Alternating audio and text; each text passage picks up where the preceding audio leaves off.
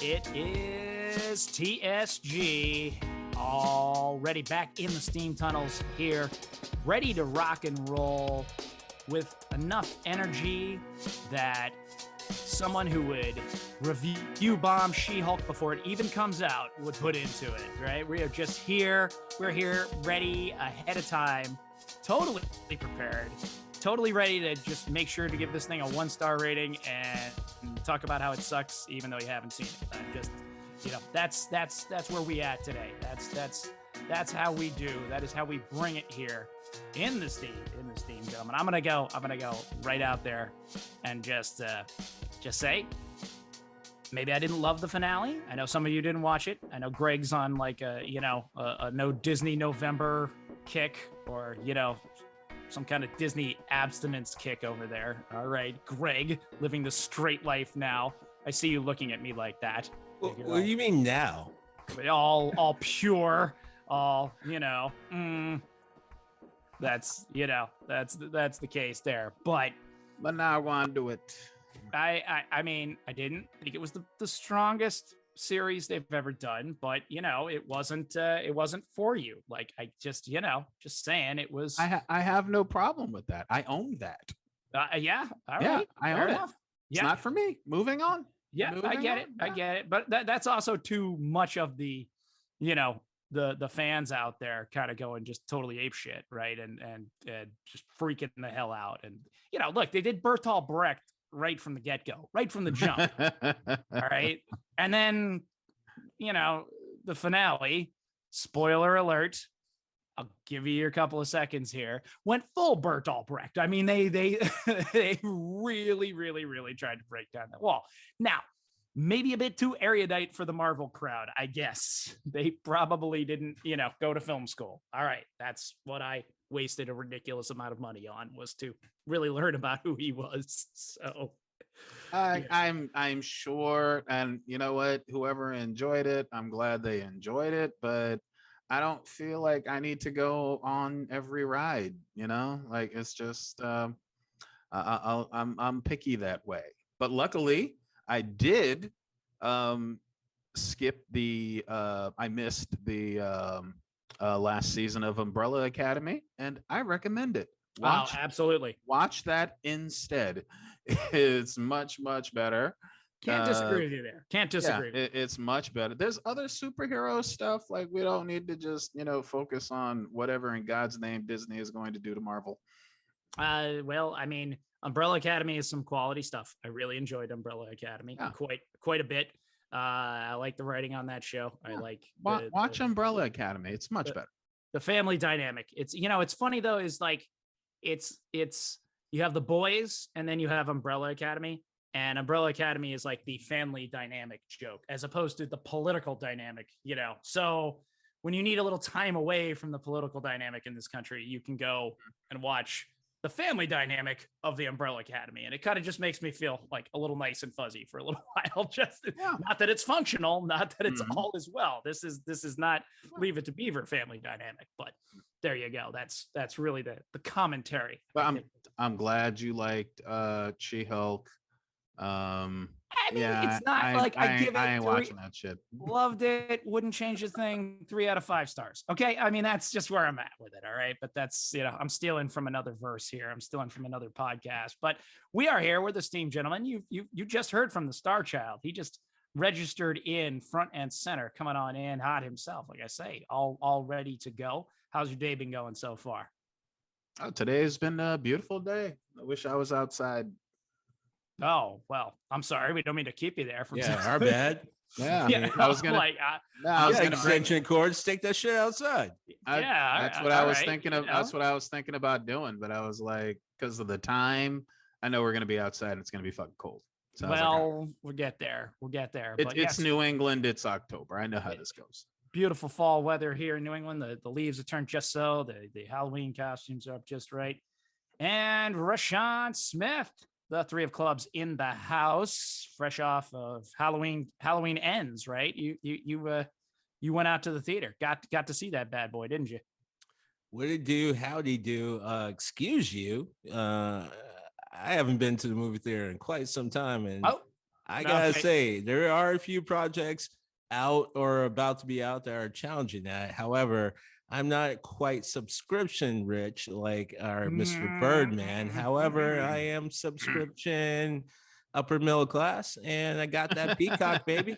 He's Got that peacock, and those feathers were absolutely out there. They're full of color, and that was it as far as the entertainment when it came to the Peacock channel. Because if you're asking me if I was entertained by Halloween Ends, no. However, it does kind of oddly fall into what we're about to talk about, because the movie, for 75% of it, if you didn't know Michael Myers was involved in it and you didn't have like the 5 minutes of combined sort of random killings that befit a Michael Myers Halloween type movie, you could actually argue that what you're fucking watching was a rom-com. I mean, it's just funny that you mentioned the Peacock thing, because literally, of course, on the feed, and we were talking about how our algorithms have sunk up RaShaun because of all the stuff that we send, and poor Greg is just, drawn into all of our stuff, and is also, for whatever reason, getting all these ads for survival gear and for sea rations, to which he doesn't, never understands. But I read this one thing about Halloween Ends, and it was saying, like, this guy was being critical of how they are doing a lot of releases to movie theaters and to streaming at the same time. And, this guy was freaking out. And I'm going to quote what the article said was, he said, "Stop trying to suck 2 dicks at the same time." This was his analogy here. And to wit, though, I'm sitting here reading this article and saying, hey, whoa, this is America. All right. And if it's, if you're the artist and you're trying to make the money, which RaShaun, you've pointed out, and your grip is large enough or strong enough, I'm just saying, this is America. You suck as many dicks as you want. All right. God damn it. We don't kink shame here. Just not on the way to the parking lot. Yeah. Okay. Time and place. We don't kink shame, but I think you can do it in Las Vegas, but go ahead. A little shout out to Clerks. I got a cousin that, out in Las Vegas. We'll check in with him, but see what is legal. I definitely, the novelty of walking around with your margarita down the street kind of wears after a while. But speaking of which, and not really part of the subject, even though it is part of the subject, so I keep yelling shout out to Clerks. Hey, Kevin Smith, special message to you, my guy. I understand that where you go, sometimes you can't find what you like to puff on. You come over here to Massachusetts, and all through the TSG got you, buddy. Get the word out, man. I will. You don't even have to speak. You can go ahead and be Silent Bob on this bitch. We'll be your Jay. Will be your Jay. I'm all good with that. I'd probably be going fanboy on him big time. I mean, I'd just be going. Try and get him here, man. He's up. Go ahead. I'm all down for it. But yeah, RaShaun beautifully took that lead there, working with the curve balls I'm throwing at him, talking about football his season, man. football season. Actually, no, my bad. October. MLB, still a little bit MLB going on. It's still happening. Baseball playoffs. My bad. Let's go Guardians. That's all I'm gonna say, because there's a certain team. There's a certain team to the south here that I don't get cheered. That they don't get cheered for. I want all our listeners to understand how fair weather the New England fans are. Literally, all it takes is like half a losing season before they're like, "Fuck these guys. Fuck this sport. What are you talking about? I've never watched football in my life. Baseball. I hate that thing. I've never watched it." Dude, I got the zap. I mean, that is inaccurate, but go ahead. I got the zappy fever right now. Okay, kid. Yeah, all right. Yeah. The zappy third string fucking quarterback, and everybody loves them. They've even figured out their gimmick for him. As soon as you've got a gimmick, you're basically family. Yep, that's it. Kid. If they never came up with a gimmick for you, you weren't staying. No. Yeah, cool. How you guys feel about the Red Sox? Next season. They're enjoying their golf right now. That's how I feel about them. Because you know what? Here's the thing. Like, there's nothing wrong with admitting that your team just ain't got it this year. There's a difference between that and I'm not a fan anymore. Like, I'm still a fan. Yeah. I'm still a fan. I love you, but y'all were garbage this season. And hopefully we'll see what happens in the off season. That's what the Cubs always said. But yeah, you were garbage, and I'm gonna avoid Yankees fans. And next season. Oh, and just to, I'm going to tack this one last thought on it, then we're going to get to our subject for today. But Aaron Judge Aaron Judge, clearly, a cheater and on every steroid in the book, right up until he signs here in Boston. Then all is forgiven, baby. That's how that's going to be. And he's my fucking guy. Yeah. All right. That's my fucking guy, right? But that doesn't count because every sports fan is that kind of hypocrite. Okay, I'll give you that. I'll give every you that. sports fan is that kind of hypocrite. No, that's just the guys in the fog that fucking New England fans fall under all the goddamn time. And by the way, I'm not saying you can't be critical of your favorite team. I'm just more pointing out when the Red Sox or teams like that are doing well or decent, it's a lot different than when they like struggle for one season. For one season, maybe two. They didn't have a great season last season either. Not so much. But yeah, we can be critical. Like, you garbage this Everyone season. can be critical. Yeah. Oh yeah. Well, you garbage the season. We bring up the Guardians. I think their fan base is a little bit different than those who have to be in Cleveland. Hey, just saying, let's go Guardians. All right, let's take out the Yankees. I'm all good.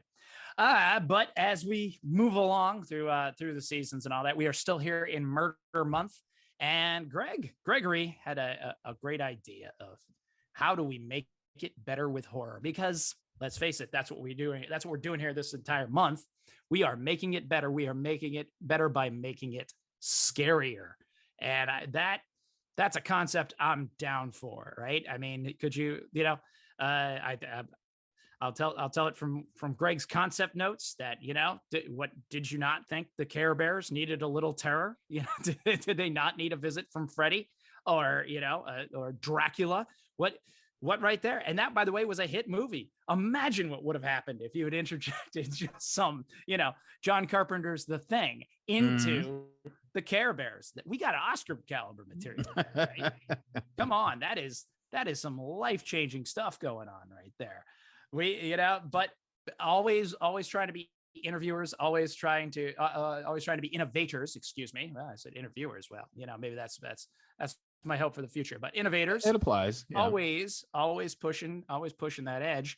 I'm going to give it over to Greg himself. I want him to, this is your pitch meeting, Greg. This is that time you get to tell me what you wanted, how you were going to make this entire concept better. Go for it, my man. Well, it's a chance for us to be creative, and just let's be honest. Like, one of the reasons we got this podcast going is so, you have a place to share the weird shit you come up with. And that's half of the fucking fun. I mean, right? You get to actually entertain that shit. You can be grounded, or you can, completely go insane with it. But sometimes you're looking at it and you're like, there's something shady about that. Or imagine if, somebody was, a vampire, which, daytime soap operas have actually done it on occasion. And demonic possession. Demonic possession. Exactly. Oh, yeah. I think they even brought a zombie into it. Like, it was, you can throw weird little bits of horror. I'm not talking about just everybody's, bullshit Halloween special. No, I'm talking about really bringing an element of horror into it. Like, for example, an idea people have been playing around with lately is just like, why don't you just make Batman some kind of necromancer, right? Because you're already trying to make him demonic and evil and give him all of these abilities, but let's be honest, he's a rich guy with some toys. Like, he shouldn't be fucking with Spawn and all of these other characters with all of these supernatural powers. He's just completely out of his league. Or, and this is an idea that I've also thought of, like, I don't see how anyone has ever done it where Bruce Wayne isn't a serial killer. That's a good point right there. Why wouldn't he? I mean, why wouldn't this guy be a serial killer? It puts the lotion in the basket. Right? Like, it does this when it's told. Yeah, like, there's a lot to play, all of the dark themes and the special, goth neo-noir, neo-aesthetic that Gotham City has. You could have a lot of fun. Like, just give me a better murderer than Zsasz is all.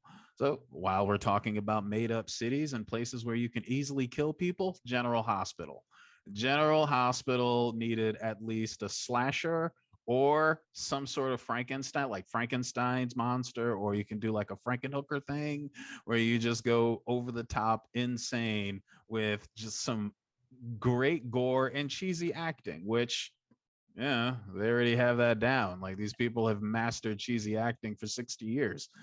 I've seen this, and it's called Malignant. Just to let you know. Go on. Didn't mean Well, to I was just interject going too to point much. out there have been serial killers on In General hospitals. Yeah, Was that- absolutely. But it I'm was talking about not what bring you're it talking to about. They have been. yeah, but bring it to General Hospital. Give me that thick layer of cheese. Gives me that bullshit, folksy hokiness. Like I want that, and I want actual blood and gore. You know what I mean? Not like Grey's Anatomy, but you could probably do it with Grey's Anatomy too. And there were times where there was just like a character that didn't quite seem right with you. Potsy, right. Potsy from Happy, or even Ralph. Ralph wasn't all right either. So one of them is the murderer, and the other one just knows. I'm not sure, but one of them definitely. So yeah, a Happy Days slasher film. I mean, I can see Potsy as an incel. So yeah, I mean, that's just gonna one might just follow the other. Who knows? Yeah, absolutely writes itself. Just that odd. Did they ever show Potsy's parents? Did Potsy have parents? Did Potsy kill his parents? These are the questions we need answered. They weren't spending money on that. And there's Right? there's Ralph. I mean, we weren't developing Potsy. He didn't even get a spotlight episode. Well, him and they gave him a few lines, told him shut the fuck up. Yeah, I mean, him and Ralph Mouth. It was always a little weird. Who ended up doing sexploitation films in the '80s, which is just really ew. Yeah. And I wanted to see Friends with some body horror. You were talking about The Thing earlier. Like I would love to see a body horror version, like a cross between Friends and The Thing. Why do we even take turns? What's that? Why do we even take turns? Why take turns? We're just gonna say the same shit. Well, Friend? What? No, because of Courtney Cox. You got to stay nimble in this game. But they already did kind of a body horror thing with her anyway, because her character used to be fat. Oh yeah, right. And they kind of didn't know what they wanted to do with her, because it's like she was bossy sometimes, and other times she was an insecure wreck. No idea. But a scene where, I don't know, all of them are tied to a chair and one of them has a blowtorch and is trying to figure out which one is the monster.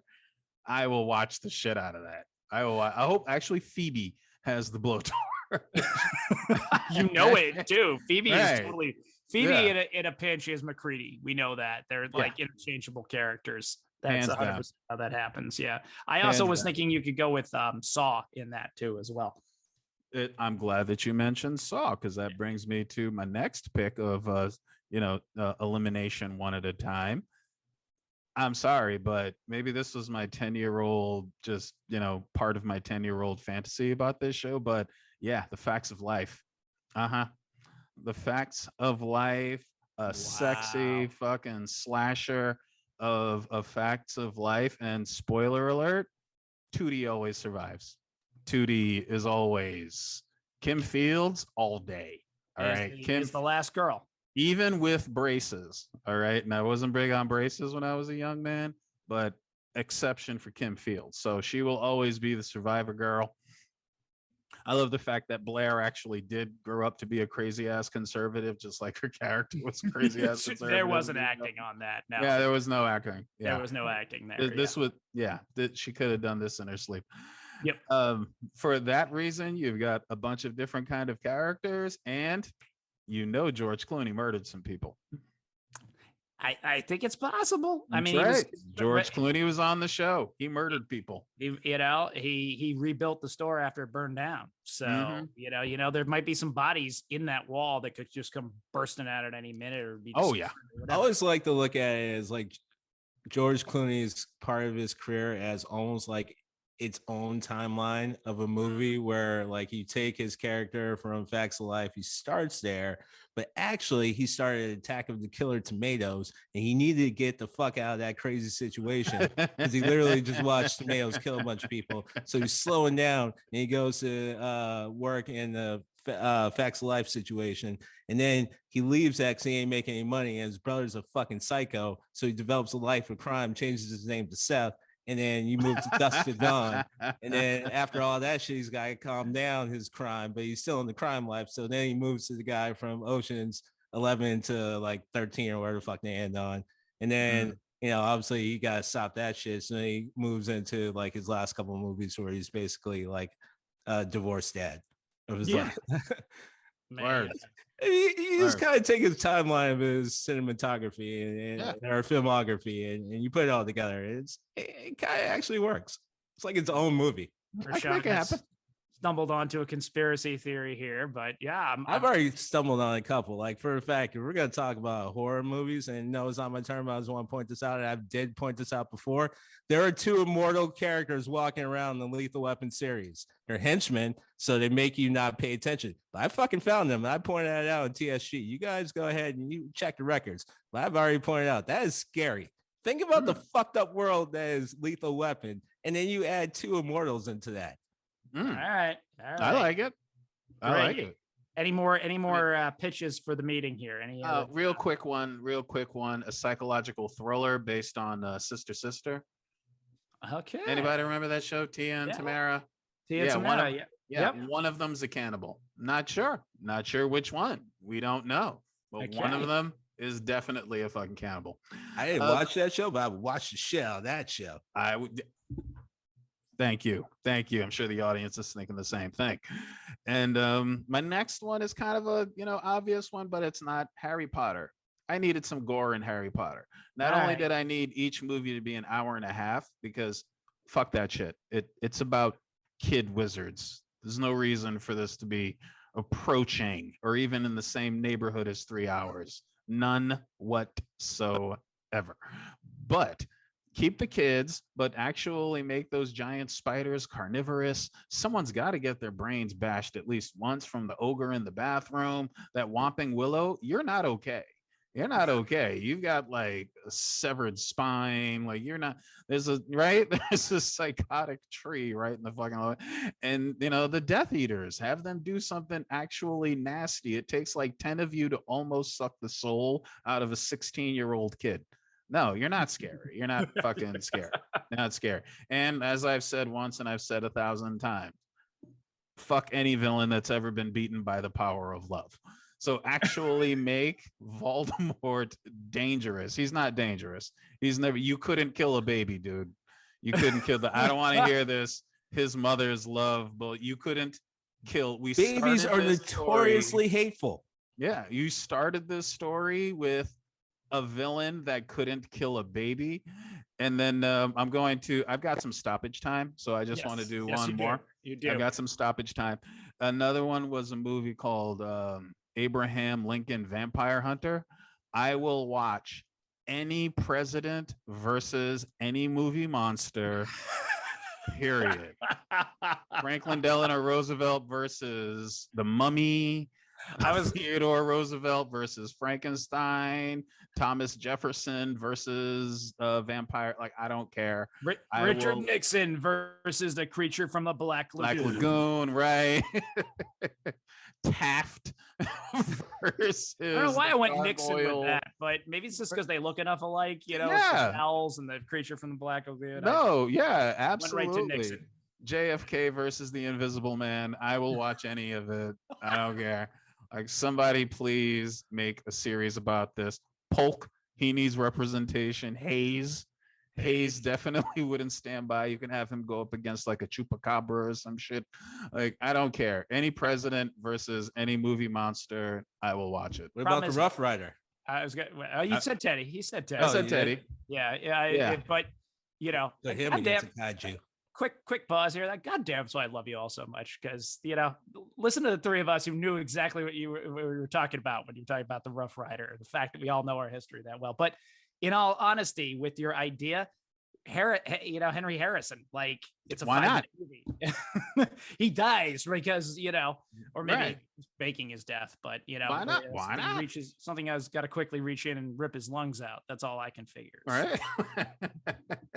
course, then again, I'm saying we're being historically accurate with, presidents facing off with movie monsters. But all right. We're doing our best. We're doing our just- best. Hopefully it's somebody that's around the period, possibly not. But I will absolutely watch any president against a movie monster. Oh my God, Jimmy Carter versus the werewolf. Holy shit. Right. I have sinned in my heart. I've lusted in my heart. I couldn't think of a monster you can fight with peanuts. I feel like a stronger horror movie with I think a stronger horror movie with Jimmy Carter would be Jimmy Carter versus prefab houses. All right. There you go. You didn't put your sweat into that. You didn't put your heart into that. Jimmy Carter is like literally one of the best human beings ever lived.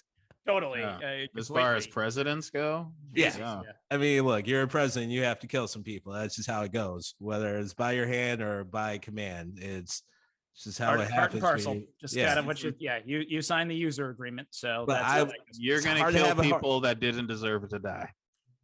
But it's hard to have a hard word for Lisa Man, who's spent the last 40, really our lifetime, building houses. Well, I give you that. That, and to be fair, most of Jimmy Carter as president, he was getting ripped on for what he wasn't doing. So he didn't really get much of a chance to be any kind of badass president, even the ones that would kill a few hundred people by accident. Well, and I'm air quotes doing that fourth wall, looking at the screen right now. but with that, let's. I want to bring it over to Three of Clubs. I want to hear some of his. Shit, I'm up. Yeah, you're up, baby. You're up. I want to bring it on over to you. Bring you out into the spotlight today because I want to hear your pitch meeting. I want to hear what your ideas were about what could have been made better if it was only a horror movie. I mean, horror movie, horror shows, we're going across the bow. I think it's one of those conversations where we're really going to have fun with the ideas because the premise in itself isn't hard to get past or to conceptualize or add. You can literally do it to anything that you're talking about. You can do it to horror movies. And instead of what classically is happening where they have sort of, let's pit one IP versus the other and see what happens, which always inevitably ends up being the dumbest shit possible. Like no one wants to sit through an hour and a half just to see Jason and Freddy throw each other around like they're in a defunct, D-rated Avengers movie. It just gets fucking dumb, or the setups that we've seen in AVP. However, I would argue it would be a stronger horror movie if maybe you're watching aliens and the aliens are, while they're hunting and killing everything, are running from something that they're absolutely fucking terrified from. I'm saying all this because frankly, I'm not even sure I got enough material for 10 minutes. So I'm really trying to pad this bad boy out. It's definitely a Three of Clubs move, but hey, you don't get the name Three of Clubs by choice. Technically, I did choose it. So with that said, let me tread ground or go back over treaded ground and revisit an option that my man Greg brought up, which I totally go with, but I'm going to go in a different direction and I'm going to focus on Friends.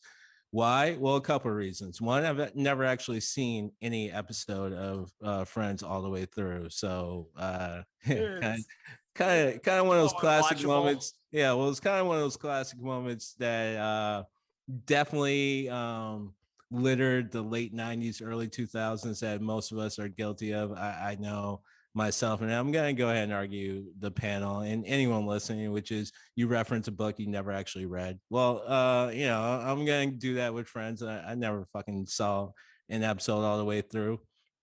However, it's an easy target for a lot of different reasons I'm not going to go into, mainly because I want to keep the few listeners that we have.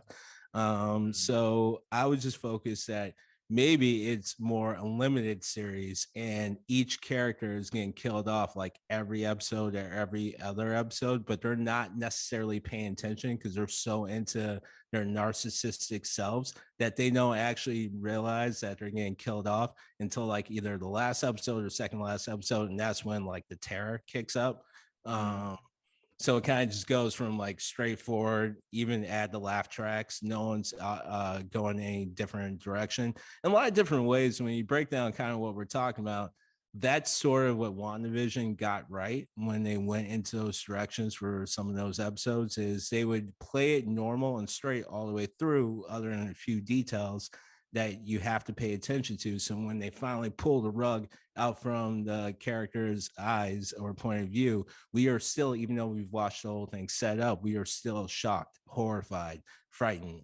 We're moved to some sort of emotion. I've watched that too. Yeah. Right. It's just good writing. So I would just say, like, that would be my approach to Friends. A couple other ideas, easy stuff that I would just go ahead and aim for. Like, you can do the same premise for reality TV shows. I mean, think about son of a bitch. bitch. I pointed out it doesn't even make sense for us to go in turns at certain times. Greg to you, you to me. There we go. All right. I mean, honestly, I'm loving this, man. Like this is all the minds. Yes. Our ideas are nothing different than fucking three guys standing in a body of water pissing and being like, whose urine is that? It's like, it's all of ours. I disagree, man. Most guys, they would not add Polk. Everybody remembers the Roosevelts. Yes. No one gives a shit about Polk. Absolutely. And Taft, I see you with your big ass. I see you. I know you, Taft. Don't worry. I didn't forget you in that dump. I got you. So you can do it in the reality TV world too, where you have basically, I mean, I'm not advocating for real people getting killed, but let's be honest, they have writers, they have producers, they even have directors in some reality TV shows, heavy air quotes. So I'm not saying these people get killed in real life, but off the screen as if they were written characters. That's really what I'm talking about. So it can work in the same fashion I was talking about with Friends, where every other episode, or maybe in this case, because there's so many people, every episode one person's getting killed off, but no one's paying attention to it. No one's paying attention to the fact that this is happening. So the tension builds for the viewer, but also along with the absurdity of the people that are watching. If you go with like the Bachelor premise, then you can even toss in a fun little situation of a double elimination. Like, one person got killed, one person got kicked off the show, and just keep going until you get finally to the one, but you're not necessarily sure if that person is the one because they survived and the killer didn't get to them, they just weren't kicked off, or they in fact are the killer. And we leave it at that. We can also go to old school classics and add a horror premise to it and have a little fun with it. So, like, imagine a show like 227, where the good old church group is out there, and they're like Scooby-Dooing it, and like they're just out there solving murders left and right. Yeah. But as they're solving these murders and getting to the heart of the spring of serial killing going around their area, they realize that the main perpetrator, the main serial killer, is in their group. You can go with like Golden Girls and add a shape-shifting situation where we don't know who the actual shapeshifter are, but we know there's supposed to be only 4 people in the house, but we always end up seeing basically kind of 5 people because one's a shapeshifter. So to add an element in there, maybe people are getting killed left and right. I kind of ran out of gas when I got to Empty Nest when I was trying to string the whole thing, but frankly, or into all the way around. That Joe Isuzu guy was always, that Joe Isuzu guy. That guy was always he was a retired dentist, right? Yeah. I mean, Corbin Burnson already crossed that stream when he made that campy horror movie, The Dentist. Which, frankly, you want to talk about horror in real life or any situation, just go ahead and start telling someone like, when you go under, that person's a serial killer.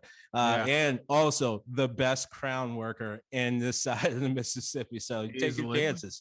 Or you can revisit we're revisiting all known properties, but revisit things that kind of don't even make sense to ride the line to add horror, but fuck it, we're just gonna have some fun with it anyway. Take the cerebral horror approach. So maybe like Waterworld, where we find out Costner's character is actually part of an alien race that will sit here to absolutely eradicate the human race and change the world for their original species. And we find out later into the movie that he's actually after the girl to complete the process. So as he, quote unquote, what we thought was a hero, is winning and gets away with the girl, we know what happens when he gets the girl. it makes it even more of a horror shit show, because that also means our fucking savior to the humanity race is Dennis Hopper's character. That just that's lasting horror right there. That's shit that will fucking follow you into your your adulthood, definitely your midlife crisis. Like, definitely, am I and doing as well as Dennis Hopper? That kind of touches on, what I was thinking. Like, just you could just take some shows to the extreme, because how did we not have an episode of Alf where there was an invasion? Like, just people like, the funny thing is, that's actually War what of the I was building Worlds to. type shit, where Alf's race is just vaporizing people. That would be lovely. I mean, not to take me off on my tangent, I'm with you, but the funny thing is, actually, that's what it was building to. If you remember, the last episode was basically him being apprehended and we're not sure. Well, what the writers had planned was actually the rest of them are coming, and Alf kind of has to be in the middle of it. Shit, yeah. Which another sort of horror. Alf is your savior. But I will end my time. I will end my time on something that I don't think it has been thought of or visited. But I'm gonna go ahead and I'm gonna shoot for the moon. Probably not gonna hit a star. I'm probably just gonna land flat on the ground. If I'm lucky, I'm gonna be like that guy, like in '87, who went skydiving, fell 10,000 feet, bounced twice, and lived. Yeah, and lived. Yeah. I want to revisit what I just said. Bounced twice. You imagine what kind of shit you're feeling when you're on that second bounce. Like the first one, you're just happy to be alive, but you're also at that moment realizing you're back in air. Like, son of a bitch. Not enough that I fell 10,000 feet. I got to bounce another 50 feet up and come back down like I wasn't already hurt. I mean, you can try to convince people that you deserve the credit for your survival, but no. No. And honestly, the most amazing thing about that, other than the fact that he lived from 10,000 feet, is the fact that his heart didn't burst. Because most experts will point out, if you fall from any height that's fatal, more likely you're going to die from a heart attack and impact. But anyway, moving on to my last example, which, because Greg watched a shitload of football this weekend. I'm gonna use some time stoppage. I'm gonna go ahead and look at the ref. Like, you go ahead and you stop. Don't give me that running clock. Time. Don't give me that running clock, you bastard. Put that yellow card back in. This is at home because Josh has to coach soccer, so this is like his weekend too. But anyway, so I'm gonna go after something that's probably near and dear to a few people's heart. I know I loved the movie when I was growing up. I know I want to live this day, like almost any day that I've ever wanted to live, because I'm like, if you're gonna fucking fit almost everything in, I'm willing to bet they didn't show all of it, because it's a John Hughes PG-13 empire of a movie. But if we're gonna have one day, I gotta say Ferris Bueller had the fucking day, right? Like, he had the day. He hit all corners. I'm willing to bet there's shit that they definitely had to leave out that was probably like he really hit all corners. However, imagine if we're watching Ferris Bueller, and at the end of every hijinks, we see a mysterious character in the background who just offs like not even a side character, like one of those like real random one sort of line characters, like the snooty fucking host at the restaurant that they to be fair, talk about bad guys being right, like the snooty host is also right, because Ferris Bueller is basically trespassing and breaking in by Abe Froman, the sausage king of Chicago. So, like, imagine that whole scene, that whole sequence, blah, blah, blah. And the last thing we see is like a real flash, like that, like, let's say it's Michael Myers type of looking guy, some weird fucking William Shatner mask that's painted white. We'll just say that. And like, we see him in the corner, and then like that snooty host just like pull it to the side, and, quick headline as Ferris Bueller's moving on to this next thing, or like quick announcement, like the serial killer gets another one, blah, blah, blah. Anyway, so at the every end of all his iconic scenes, the parade, the museum, the restaurant that I talk about, even when he's fucking running home and he hops into people's yards, in the one where he runs past the two girls sunbathing, or the family, and when he jumps on trampoline, like literally this guy's taking everyone out, and the movie ends with the next day of everyone in school except for Ferris. All right. I'm wondering where Cameron fits into this. That's all, and where his he's in school. He was with Ferris when everyone dies, and he's in school the next day. Although I would say the campaign for Save for Ferris is definitely gonna fucking hit a milestone. I was gonna say, I'm thinking that Ferris set him up to take the blame for the murders, and he gets shot by the police. That's it. A little Get Out mixed in, a lot of things mixed in there. I'm liking it. I say in my movie that I just made adding horror to the situation, we don't know. Maybe we it's don't. Abe Do not Froman. know. It ends. It just Maybe it ends is with the actual attendance. Abe Froman who's pissed. That's right. Well, Abe Froman is a serial killer because again, we're mapping out like this guy's like Michael Myers. He's taking people out left and right in each scene. But all I'm saying is it ends with another roll call. You got Anderson, you get to Bueller, nothing. Right, you get to all his other friends. Everyone's in there. Even fucking Jennifer Grey and her angry ass. All right. Even fucking Charlie Sheen, his delinquent ass made to fucking school. Like everyone's there. Charlie Sheen. There we go. Oh well, Mr. Tiger Blood himself. All right, we are. Tiger Blood. I gotta say that Hollywood. If you ain't listening to this episode, you are just missing out on some pure gold here. All right, we got just an idea factory. Celebrity death match: Kanye versus Charlie Sheen. Oh, we had to go there. Had to bring. We're flowing. We're flowing now. We're flowing. Had to bring in Ye, but yeah, I gotta give you that. That would be the battle of the downward spiral, like call that the death spiral with the eagles, right? The two locked talons. Are we seeing where I'm going with this, people? Yeah. Before I get into my 10 minutes, I just want to we just need to give a shout out to one president that I don't think gets enough attention, and that's actually the horniest president that we ever knew. And you remember him, and so do I. Warren G. Harding. Okay. I mean, right? That guy. I'm sorry. Everyone freaked out about Bill Clinton. Okay. Warren G. Harding conceived a love child. Yeah. Yes, that's right. With his side chick, not only in the White House, in a White House broom closet. Okay. Now, all I think we need in there is some kind of weird demonic possession. And I think we got a movie. That's all I'm saying.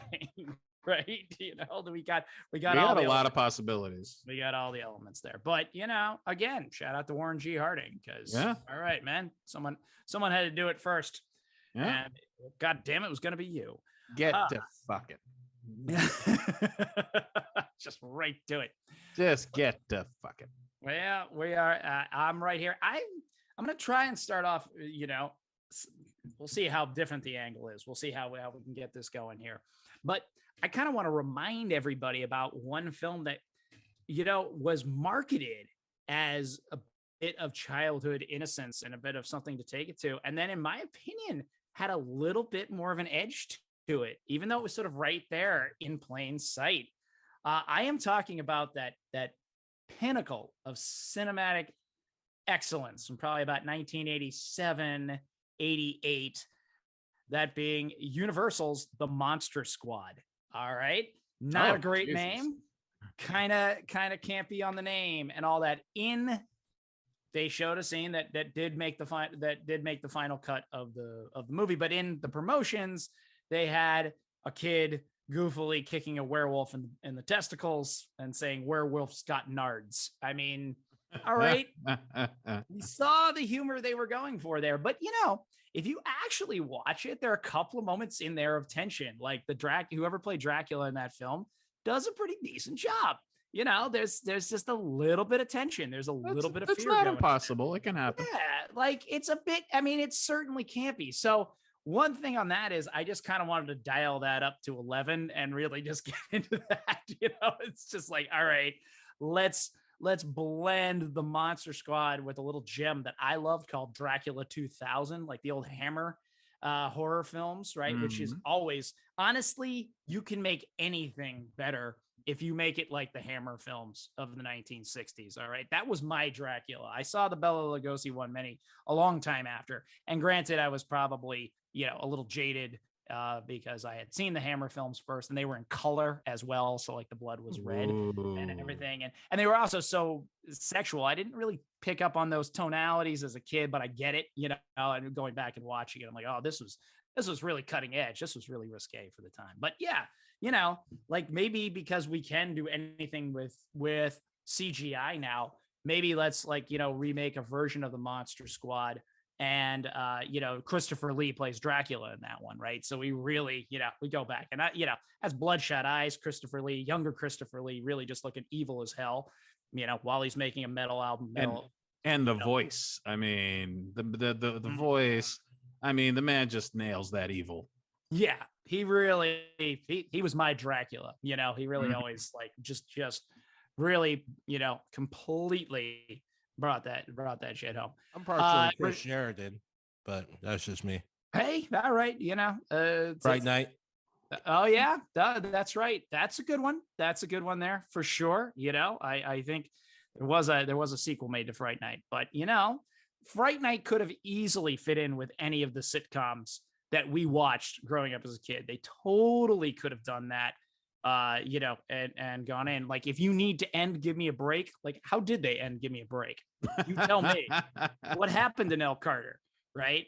It just like everybody got older. They had to bring on Joey as like the late season replacement. But what if Joey was kidnapped by a satanic cult and they had to, try and figure out what's going on? He was going to be the sacrifice. What if they lived next door to a vampire? I could see all of these things happening. I mean, without a doubt. Honestly, the majority of the sitcoms we watched growing up as kids all needed a subplot like this to finish them off. Silver Spoons, absolutely. Like, what else are they going to do with these things, right? They just end up just canceling them and you never get a final episode. Well, I see you go back, you remake those final episodes. Night Court, you totally could do Assault on Precinct 13 with Night Court. Right. Yeah. They never got that. Harry needed to tell Christine he loved her just before he got, eviscerated by a 12 gauge shotgun. This is as good a way to end it as any. That's all I'm saying. We got, we got left out in the cold with all this shit. So that was pretty good. RaShaun, you touched on the reality TV show. So my concept that I was bringing to that, just so we can, circle back around, was, sort of like the game Survivor. There's the $1 million, but really not that I'm advocating killing people, but I would think scaring the shit out of them and making them think that their compatriots have been killed could be kind of fun. If you could really somehow invest in the effects week to week and just have like gushers of fake blood and everything else and keep people, you can only do it one season too. That's the other part too. Because bankroll that. The reason I came to that is there was a movie with this concept. It is called April Fool's Day. And that's sort of the whole concept. I thought you were going to say Running Man. I'm not going to lie. Oh, okay. Well, Running Man, it's April Fool's Day meets Running Man because yes, in my concept, I'm going to keep us, off the controversial airwaves and not be like, my God, he was talking like Joe Rogan. He wants to kill everybody. Jamie, can you look up the laws on killing people? Good job, Jamie. Yeah, good job, Jamie. You can't do that, Jamie? Okay. But it was based on this idea of a bunch of horny teens go out to some island in Oregon and Oregon. How do you say that? Oregon is what I've been told by the Oregon. Are you shitting me? Are we having that on Oregon? I'm just double checking. Okay. Or a gun. I don't think it matters. Yeah. No one's going to challenge you on the pronunciation of Oregon. Yeah, right. This week, someone from Portland is listening to this podcast. I guarantee.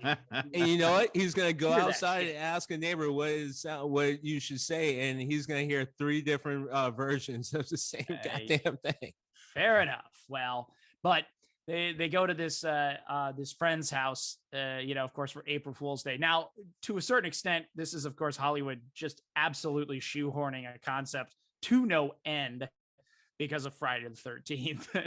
Moving on from there. I think they did a joke once like that with Thanksgiving Day on a movie like that. And I think that they joked on it with in that I think it was Eli Roth's short in Grindhouse. They joked on Thanksgiving Day, so they were kind of, making a joke about that whole concept of just trying to fit any date of note, right? Halloween, it starts with Friday the 13th, moving on. So, but the main character somehow manages to pull off these killings that in the end, spoiler alert, big reveal, they weren't real killings. She just is sort of pitching them her concept of this particular type of getaway. So I thought, which honestly is one of the more unique endings I've ever seen to any horror movie, especially of that age. It was the 80s thing, and they did all the usual tropes and got everybody, kind of riled up in that direction. So when I was thinking about like what I'd like to see and just how much I abhor reality TV in some respects, just being able to do that, particularly, by the way, the so-called treasure of Oak Island or curse of Oak Island. I'll give you a curse, motherfucker. I want you to run from some machete wielding maniac, right? Up there with a Canadian accent. I mean, it's the most inane show that they've stretched out into, I forget how many, like 13 seasons now. I mean, it's just there's something about reality shows in general, just each person getting picked off when they're never seen again. I mean, you could definitely have a lot of fun with The Bachelor. Exactly. Is it double elimination? Bachelor slasher would be amazing. Exactly. Or just a cross between Saw and The Bachelor. Right. That would be. I want to play a game. Do you want to play a game? One of you is not true in their heart. And then we're gonna find out the first person killed was the mastermind and the whole thing. Exactly. Right. And there you go. You got where it landed. So where I'm finally landing was kind of done on, of all things, Doctor Who. So if I just, for a moment, I just need to. I just need to claim my whiteness here on the show. Just like you said by saying Doctor Who. Well, exactly. All yours. That's it. I'm owning my space. You know what I'm saying? All yours. All you. All right. You started a conversation involving Doctor Who. Yes, I did. But they did an episode where there were vampires that the Time Lords had taken care of, space vampires. So I want to take that concept, and yes, I'm going to take it one step further. Those vampires, they drain the life essence. They drain the midi-chlorians, the Force. Yes, that's right. I want a vampire epic mixed in with Star Wars, right? I want Blade carrying a lightsaber. I want, I want them to use that dark side power just to drain all of that. I want it to be the most vicious war that the Star Wars has ever seen. It should, almost look a little bit like Warhammer 40K, but hopefully, hopefully without the Nazi shit. Okay. Leaving out the Nazis. Always, unless leaving out the Nazis. Real fine line. Unless you're talking about the use as an Indiana Jones villain. You can leave out the Nazi stuff, but leaving out the Nazis. I want to see like some giant Force, Minoc using space vampire, man. Like I want that shit's got to happen. What faith, Josh? Hey, so Marvel, to their credit, had Dracula in it. He was a character for a while, so they had vampires and Dracula, and they probably bring him into the MCU too, to be honest. But other than Morbius, I think we'll see what they got to do. And Dracula is a recurring villain against X-Men. Yes, and Spider-Man. That's where I was going to. Was Marvel, against the X-Men, that he went in to bite Kitty Pryde, and she had a Star of David because she's Jewish around her neck, and that repelled him just because of faith of choice. So thank you. Jews can repel vampires too. Okay. Wait, hold on. Too like there's another religion that can. I'm sure Islam. I'm sure we could do that. We could go there. I'm down with it. I don't know. I just whatever the symbology. Oh, because the crucifix stops. Crucifix, exactly. Oh my God! Honestly, I forgot about that. Thankfully, thankfully, because of good things like Blade, where it's like, we're not doing that. We're not doing that. No, and let's face it, like the best vampire movies gave up that trope a long time ago. Like that, or play pretty with much, or play play with with it. Yes, going to Fright Night, you have to have faith. Mhm. I like that. It wasn't just holding up the crucifix, right? You know, I'm screwed because of all the Right. all the nihilistic God is God is If you dead. think you're screwed, imagine where I'm at, bud. Oh, I think we. Oh, that's for the Patreon show when we start talking about that stuff. You guys got to pay Yeah. for that content. Before we can get into all that stuff. Oh, good times. If we ever get out of it, but yeah.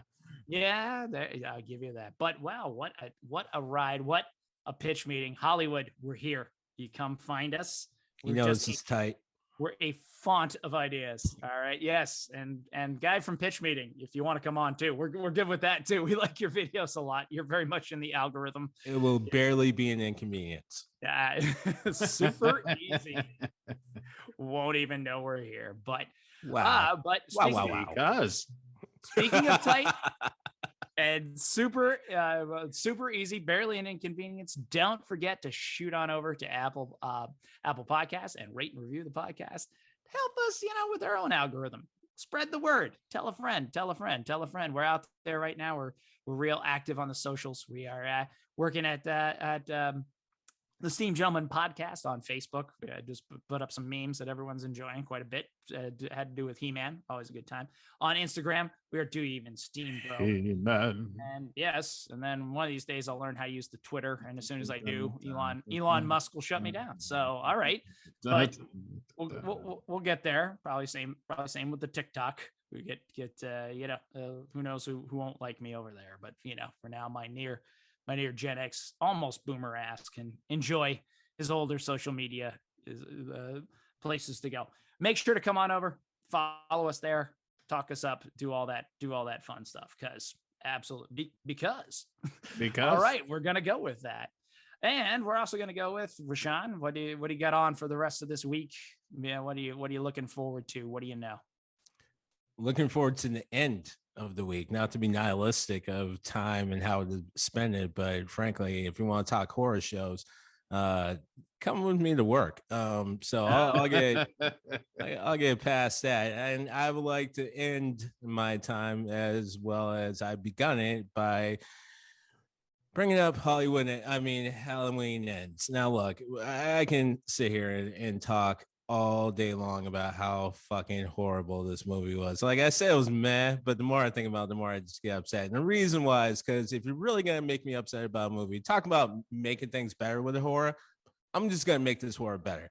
You had a fucking shot. I'm not gonna go into details. I'm just gonna point out, like, instead of doing what you did, you had a shot of building the myth of what Michael Myers was, and you could have just rode with it. But no, you got fucking tripping over your own erection, your own dick, talking about how you're remaking Michael Myers, totally missing the fact that like things like Nightmare on Elm Street still hold up because the horror did something that actually Greg identified when we were talking about Scooby-Doo last episode, callback, which is adventure has to be added into things, or else you do not give a shit about the mythos or the characters that you're creating. And how Halloween Ends, you decided to actually ignore all of that. All right. There it is. Halloween Ends. Do better. That's the official do better. The official. I'm not done with you, Vin Diesel. Don't take it. This is your horror. What if we put Vin Diesel in Halloween Ends? Oh man, I'm just gonna keep the episode going all day. Vin Diesel. That's how that's gonna work. That would work. Gregory, Star Child, what you got going on for the rest of this week? There's all sorts of content coming out. Really looking forward to actually seeing what The Rock does in Black Adam. I'm curious as hell. I mean, he looks like, what it is about The Rock. I don't think he's ever been miscast. The movies just suck. But you know what? Doom. Looking at Doom. He was perfect for Doom. He was a large jarhead in Doom. Yeah, unbelievable. So I'm rooting for this one, man. I'm rooting for this one. The man just has to get past Scorpion King, and we could do this. Oh, Scorpion King is still my favorite. It's done in a meme, but it's my favorite way to debunk conspiracy theories, because it's like, it's this was all CGI, and they're like CGI in whatever year that is, and they show Dwayne, they show the Dwayne. Oof. They were just way too confident in their CGI at like, that we time. got this. We got this. Right? It's like, yeah, we well, could it totally looked do like that woman who restored that painting who had never touched a paintbrush in her right. life. Right? It really did. It was like, whoa, you've like, have you done? ruined No, it? you have not done this before. Okay, No. you totally ruined it. It looks Yeah. like, yeah, you took a classic piece of art and kind of made it look like a kindergarten. And I you just want- fucked it up. I just want to clean up something real fast because this is normally the moment where I'm listening to the episode afterwards. I'm like, fuck it, you forgot to point out what you're talking about. So what I'm talking about is in Hollywood Ends, they actually sort of make the day like a remembrance. I was thinking about it when Josh was talking about the Thanksgiving thing. So they sort of made like the day things happen, so a remembrance. So every year it builds on the people around that town. And every year that like remembrance gets bigger. That's what I'm talking about. Like he had an opportunity to really play with that idea and really push that forward if you wanted to leave Michael Myers out or just make a goddamn slasher movie like the rest of us were expecting. That's all. All right. Well, I'm going to take that review to the bank, and I'll save my money until it streams on one of my streaming services over here, Chiefs. Bring me the streaming services. Streaming rich. Just like barbecue, sometimes the best things come from scraps, my guys. So don't get mad at me. Yeah, it fell through your rich net. All right, over there. Oh, he's a peacock kind of guy. Oh, that's how quaint. Oh, it's more like Massa let me get the peacock. You don't even know there's good meat on this. Hey, I'm trying to build a career here, so it's way better that you made that joke than I made that joke. Okay, Always way better. Easily. That's the formula. I stayed in my lane. I put Easily. the word in the right place. Okay, I played the right part. So don't cancel me, man. Don't cancel me. Well, I am off for the rest of this week, and just gonna try and see how my son likes his first hockey training this weekend. We'll see how this goes. Oh boy, he's just manifesting those Canadian roots. He refuses to let that go. It's like this is happening. This is gonna go on right now. He's going full on Canadian. That's it, man. He lives in Boston. I mean, honestly, can you separate the that two? too. Between those two, it's like, between those two, it's going to happen. But all right, it's been nice knowing you all before I start having to drive out to upstate New York and whatever other bullshit comes with this. Good luck with that. Any of the hockey parents out there, and when I'm doing this when we're doing this on the road and I'm in a hotel closet, we'll all know why. Anyway, this is you and the Palins. This is Right? Seriously. This is Josh the Birdman signing off, telling you to keep your heat up and keep your head of steam on.